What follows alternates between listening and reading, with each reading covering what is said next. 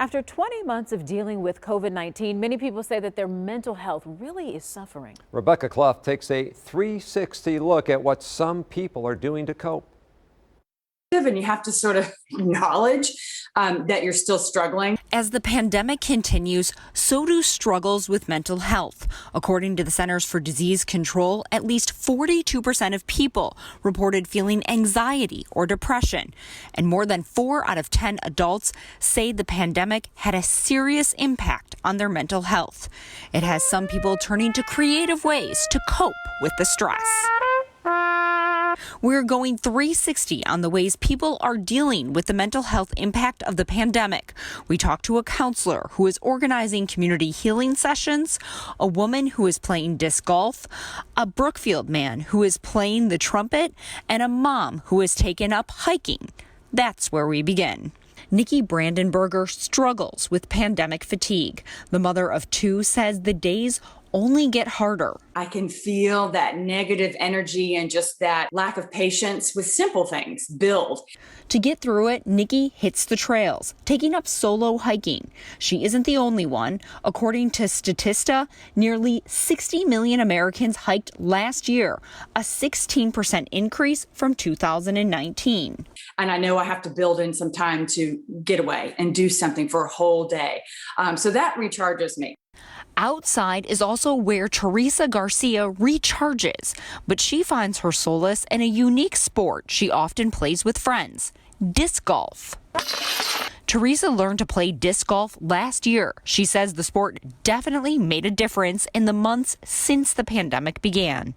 The American Psychological Association finds people who spend at least 2 recreational hours outside a week reported significantly greater health and well-being, and that exposure to nature improves attention, lowers stress, produces a better mood, and reduces the risk of psychiatric disorders.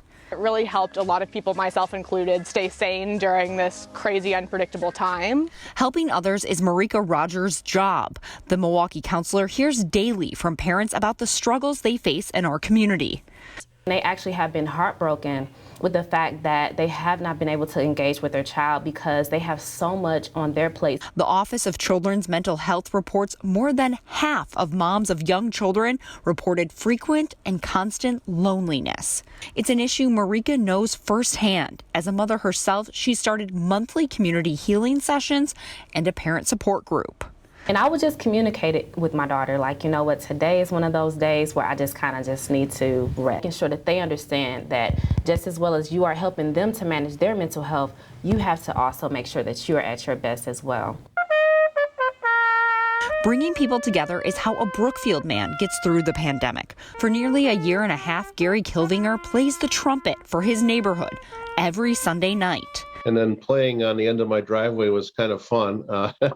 Never did that before. And also having some people come out and listen to it and actually appreciate it kind of gave me a good feeling on the inside. And that feeling is proven to work. Studies by the National Institute of Health shows playing an instrument decreases anxiety and helps with stress.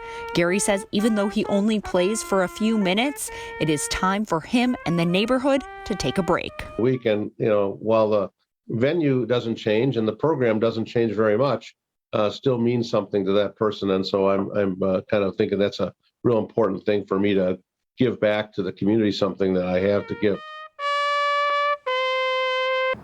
If you need mental health help, we'll have a link in this story at tmj4.com on where you can access free services in this area. If you need immediate help, you can call the National Suicide Prevention Lifeline 24 hours a day. That number, 1-800-273-TALK. I'm Rebecca Clough, TMJ4 News.